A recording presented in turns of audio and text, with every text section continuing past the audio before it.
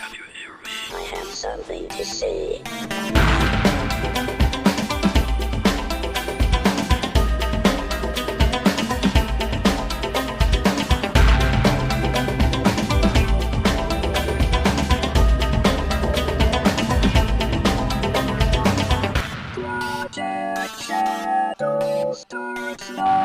Hello everyone, and welcome to this episode of Project Shadow. My name's Charlie. You might know me better as sci-fi fantasy writer C.E. Dorset. And today, I have a lot of things I want to talk to you about. First of all, the new analytics suite went live for the podcast, so I have a rough idea that I am talking to people in the United States who are not using Apple Podcast and who are probably listening to me on a Mac. It's not fine-grained, but I'm okay with that. I would like to say, if you would please feel free to contact me and let me know which apps you are using to listen to the podcast.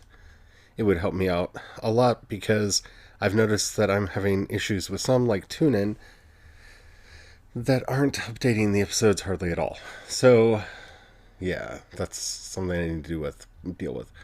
But please let me know where you're listening to me from if you can. That would be awesome. I'd really like to know. So, on today's episode, I wanted to talk about why in space opera we always end up with something like the Federation, the Republic, the Empire, the Union, what have you. And I think it's an interesting question, especially as I'm sitting here working on the backstory and world building for the space opera project that will be coming out, hopefully in the not too distant future. Okay, so one of the things that I've been thinking about a lot is the most natural galactic empire I have ever seen is the Padishah Empire in the Dune series. Because it makes sense. The spice melange is required for faster than light space travel.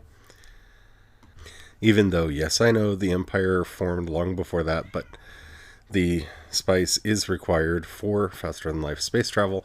The spice can only be mined on one world, and thus whoever controls that world really controls intergalactic commerce, intergalactic travel. They control everything. And because of the nature of that universe, it only makes sense that the Padishah Empire, and later the empire that would be ruled by the God Emperor, would be able to control as much as they do. Now, when it comes to Star Trek I think is the most interesting one of these, because Star Trek in its original state was such an optimistic endeavor.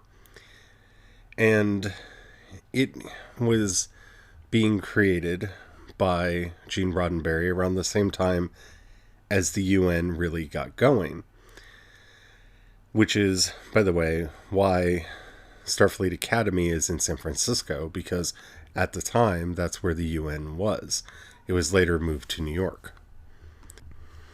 And a part of that optimism that got built in was that something like the UN would come into being on an intergalactic level, on an interstellar level. So we naturally get the United Federation of Planets, which, if you've ever seen any of the ancillary media that goes along with it, pretty much takes its inspiration completely from the United Nations, in that even its logo is essentially the UN logo with a starfield in the middle of it, rather than the planet Earth.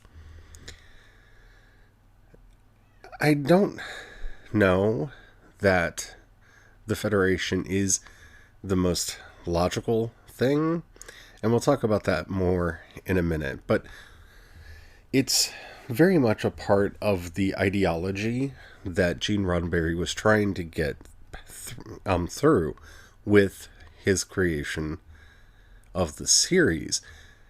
This idea where we try to go for negotiation first. We try to work out our problems with words rather than fighting, even though, as those of us who have seen the original series know, fighting often does ensue. And it made for a contrast to the other more totalitarian governments that we meet in both the Klingon and the Romulan empires. Now, having said that, the main reason for the existence of the Federation is to, well, be there.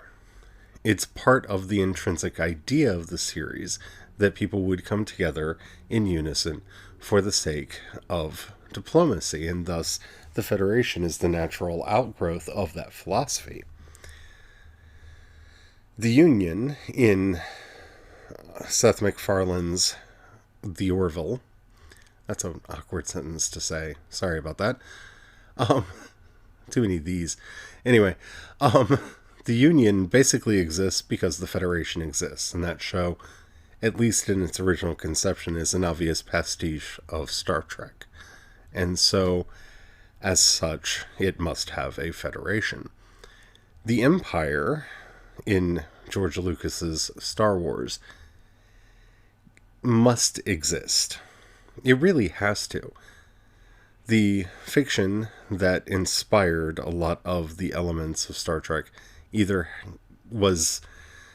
came from the Flash Gordon serials, where you have Mongo, the evil realm controlled by Ming the Merciless, or you had the samurai movies of Akira Kurosawa, which were often set juxtaposed to the various shogunates or emperors that ruled Japan.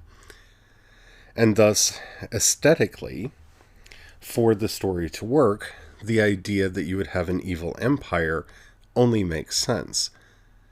The story is about a rebel alliance fighting against an evil empire. When you transpose that onto a galactic scale, obviously you're going to get a galactic empire. But it is a purely aesthetic choice. He could have made it into a nation state of any other configuration. It didn't necessarily have to be an empire. When you look at how much of the first couple movies were inspired by World War II footage, and you can see the iconography of, well, Nazi fascism and Italian fascism being put in, both of those did have imperialistic, they just were imperialistic. I was going to say ideologies, but it was beyond ideology. It was so fundamental to the idea of what those political thoughts were that they're really, it's not even ideological, it's just fundamental to the way of thinking. Even if you didn't add imperialism into the mix, ideologically speaking, it would be a natural outgrowth of that way of thought. And there's nothing more fascistic than an empire. By its very nature, you have one singular person in power and a bureaucracy that enforces their will by an iron-clad system. So what we've come to at this point is basically three main reasons why you would have a federation, an empire, or a republic. Once you get which I guess I should just simply restate them, would be either for intense world-building reasons. If Arrakis is the only place to get spice, whoever controls Arrakis controls the empire. So it's inevitable that an empire would form, even if it was just the spacing guild controlling everything. It would eventually happen. When you look at Star Trek, we have the philosophical reason, because we are wanting to tell a story in which we are primarily concerned with diplomacy and finding ways to act in a non-violent manner. And in Star Wars, we have an aesthetic reason. It only makes sense within the type of story, visually, to have the heroes fighting against an evil empire. By making it into an empire, it raises the stakes and gives us a method whereby we can easily resolve the situation by merely killing the emperor in the third film. No emperor, no empire. It's a simple formulation, even if it is overly simplistic. But it's one that works and makes aesthetic sense within the story framework that you're going for. Now, if we are trying to think about what an actual interstellar organization would look like should one arise, I think we have some problems in that this is where not only are we going into the realm of pure speculation, but we have to kind of throw out everything that we know. Mainly because we all exist on Earth, we are all human biologically, therefore we are hardwired to understand various notions in a very specific way. We all see, for the most part, the same spectrum of light. We all hear in the same frequency of sound. We have all come from similar stock, which gave us similar instincts through which we interpret our emotions and our reactions. Our cultures may differ, but our biology does not. The first main problem that you have when dealing with an interstellar alliance of any form is you no longer have that baseline on which to build. The species are distinct and have a completely different biological imperative in how they act and how they see the world. We can actually see this played out fully in Star Trek, where we have the humans who developed much like we did, but with a third world war that hopefully will not happen, and all of the torment and pain that it brought. We have the Vulcans who nearly destroyed themselves and gave themselves completely over to logic because their emotions and passions needed to be reined in because they tended to act impulsively and violently. We have the Andorians who do act impulsively and violently at almost every turn, but they have found a way, without having to give up all emotion, to create a stable society for themselves through concepts such as honor and trust. The Tellarites have a predisposition to argumentation and actually see politeness as a weakness, so you cannot be polite to them. Some of the best episodes of the Enterprise series were actually the ones that dealt with the differences between the species as they were and showed how they found ways to work with each other when that wasn't easy. Because they didn't just have cultural differences to get past. It wasn't merely an issue of worldview. It was an issue of biology. The way a Vulcan or a Tellarite or an Andorian or a human perceive the world is very different, and thus made a lot of the commonalities that we take for granted here on our planet even harder to come to. Because, well, the basic assumptions of each civilization was different, because their biology was different. That made for some really compelling television, and like I said, some of the best stories that they did on Enterprise, and part of me kind of wishes they had focused more on that instead of the temporal Cold War and the Xindi and, all that stuff that they did that didn't really work, and then they kind of threw all that out and did that other series, and the show got pretty good in season 4 and then got canceled because nobody was watching it by then. But when you actually start trying to contemplate what it would take to get people of different species to be able to communicate with each other, you really start to see the differences and the problems that would be brought about by trying to craft some type of interstellar union. But is realism really what we're going for in our space opera? If I've said it once, I've said it 1,000 times. We have to remember what we lie about is important. We're going to have to make up stuff in our fiction. And the more we can ground ourselves in some semblance of reality, the less we have to actually make up. The less we have to make up, the less we're actually asking our readers and viewers to suspend their disbelief. Now, how does that work with Star Trek? Now, the reason I go to Star Trek as opposed to something like Star Wars is very simple. Star Wars is asking you to believe in magic. It is. The Force, no matter what you want to do with it, no matter how you want to define it, is magic. And it is something that exists and pervades the universe of Star Wars.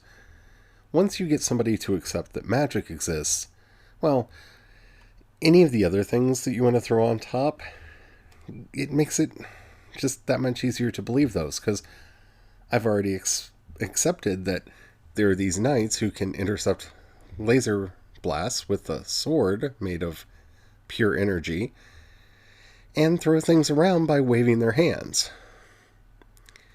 Once you get past that, the idea that, oh, and once upon a time there was a galactic federation called the Republic that controlled and ruled everything before it fell and became the Empire. That's easy. That's a much easier sell because I've already sold you space wizards. But Star Trek, it has a much harder road to walk. And other than the pure cost of having to put a extended family of aliens on the bridge crew, this is one of the reasons why most of the characters that we meet are human, or at least very human in appearance. When it comes to the original series, the only member of the bridge crew who wasn't human was Spock, and he was half human. And all they had to do was put some ears on Leonard Nimoy, so the cost wasn't prohibitive. By the time we get to the next generation, we get two characters that aren't human. We get Worf, who has an appliance added to his forehead and nose that make him distinctly not human, and Data, who gets body paint and contacts put in so that he looks like an alien. Well, an android. We don't see a lot of other characters running around of various races. You actually see an interesting correction to this in the animated series that came out, wherein we have a 3-armed, 3-leg alien on the bridge of the Starship Enterprise. And a Cation, a cat person, taking the place of Uhura because Nichelle Nichols didn't come back to reprise the role. But that show is animated. It costs the same amount to draw a Catwoman as it does to draw a human woman. So, if we're being honest, the real reason we don't see a lot of aliens on the bridge of the Enterprise was cost. This is also one of the reasons why we probably don't get to know a lot of the bridge crew and other characters in Star Trek Discovery. They decided to really embrace the alienness of the Federation, and, well, most of our bridge crew are either human, near human, possibly human-ish, but with augmentations? We don't actually see a lot of humans on the bridge, and thus we don't spend a lot of time with their characters. I think that that's a sad thing. We also see this when it comes to the Orville for the same reason. Let's try to ignore budget for a minute.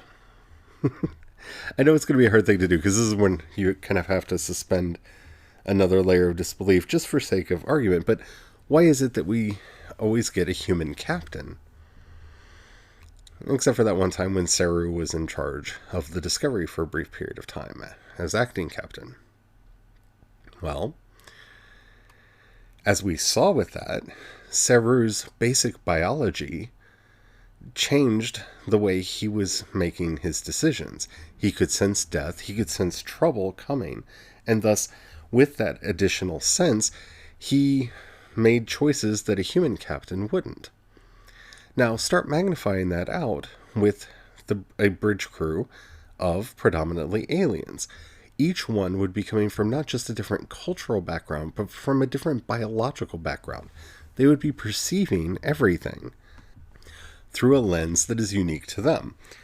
Thus, in series, you have a valid reason why you have ships that are predominantly crewed by Vulcans, ships that are predominantly crewed by humans, and all around the board. It's honestly easier when they have a shared biology to be able to be together. Now, that's a very unsatisfactory answer, and one that I'm sure Gene Roddenberry would dispute. And he would rely very heavily on, well, the budget. Because, like I said, when you see the animated series, you realize he kind of wanted more aliens running around than what we got in the original series. So having said that, what would it take to actually get all of these people together? And is something like the Federation a natural outgrowth? Now, when we look at the way things actually work on Earth, with our various systems of international governance, what we see primarily are treaty organizations. We see things like NATO. That makes actually a lot of sense to see in a space setting. Groups of star systems who have come together for mutual defense and pledged to defend one another should any be attacked. That makes a lot of sense. We see something like the World Trade Organization, which kind of governs a lot of the rules as far as interstellar trade between the systems that are involved. That would make sense in this kind of a setting. And then we look at something like the European Union. Now, I'm not going to go into it in depth, but the European Union is interesting in that it's one of the first attempts we've really seen on Earth to have a supranational governmental organization come about. The United Nations is not. Yes, it handles a lot of treaties, and those treaties are enforceable within their own methods of doing so. But they cannot pass a law that thus governs everyone, unless it comes to the internet. But that's a whole other subject, mainly because the IPA I believe that's the acronym, the International Trade. Anyway, the internet is technically governed by an international body. Technically, the U.S. kind of controls it, and everybody really knows that. But we don't see in our own experience any supernatural. See, there you go. I knew I was going to say that. Supranational governmental organizations coming about because people become very wedded to the concept of sovereignty. This is something that isn't really addressed in most science fiction, though I'm sure there are stories out there, and if you know of any that you would like to recommend, I would love to see them.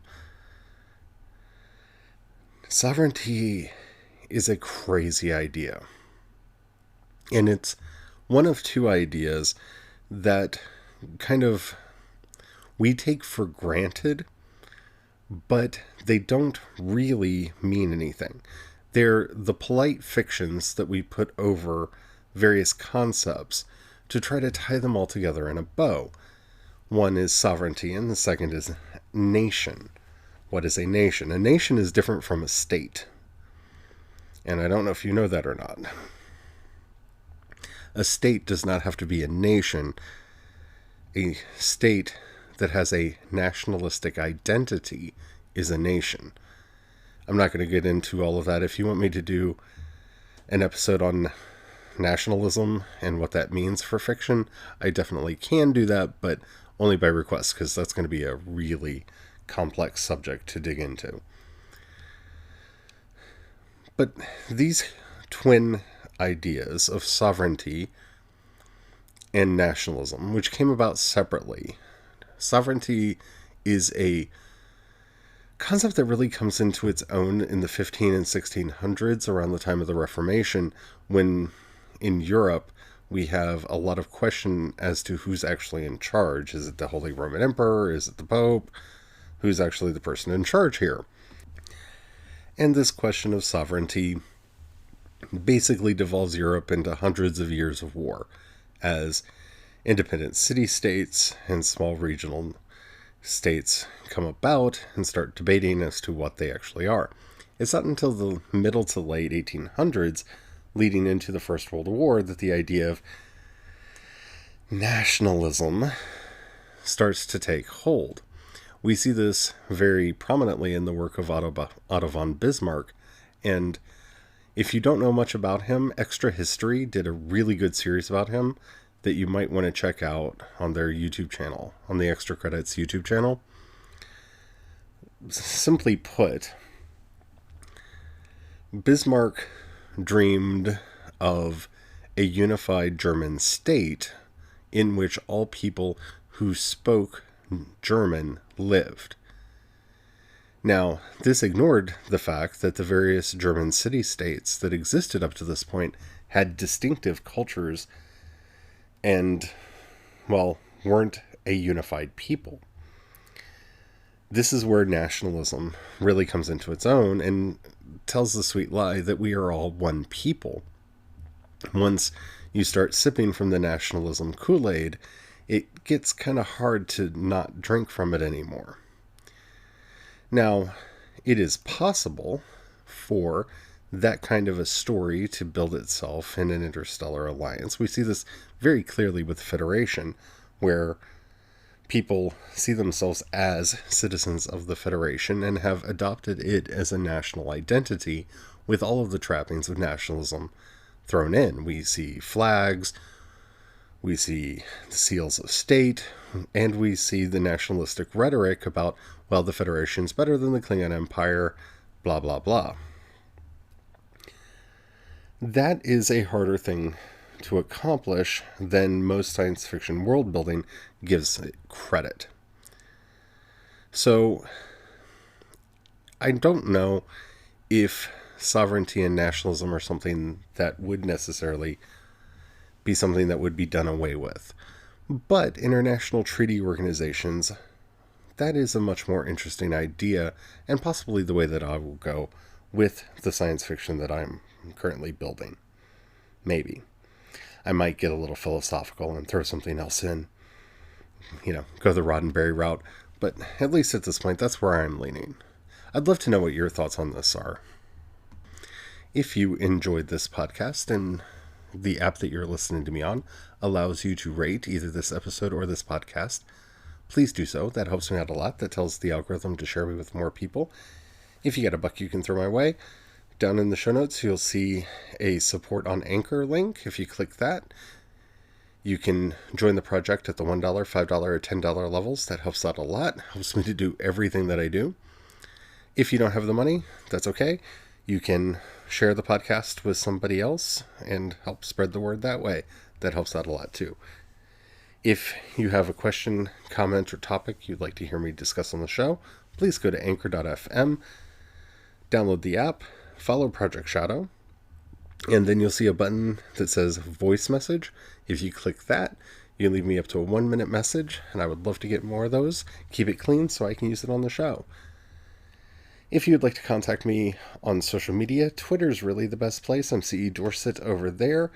You can find a link to my Twitter and all my social media and everything that I do over at projectshadow.com. I really hope you enjoyed this episode. This is the kind of show that I really enjoy doing, and I would like to do more of. So if you have any suggestions on topics that you would like me to discuss, please bring them to my attention, because I really want this podcast to be a community resource and something that's good and helpful for everybody. And that involves some feedback. So if you have anything that you would like me to talk about, please let me know. Until next time, don't forget, have the fun. Bye.